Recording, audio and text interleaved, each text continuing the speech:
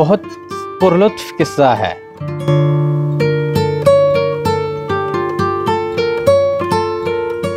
बहुत पुरलुत्फ किस्सा है, सुनोगे तुम तो मानोगे।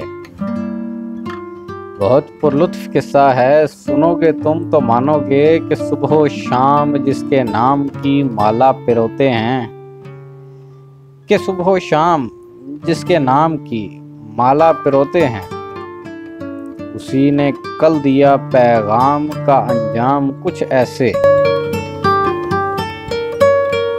कि सुबह शाम जिसके नाम की माला पिरोते हैं, उसी ने कल दिया पैगाम का अंजाम कुछ ऐसे, कि हर खूबी बयां कर दी उसी कासिद से जालिम ने, कि हर खूबी बयां कर दी उसी कासिद से जालिम ने, मगर ये बोल न पाए कि हमसे क्या ताल्लुक है।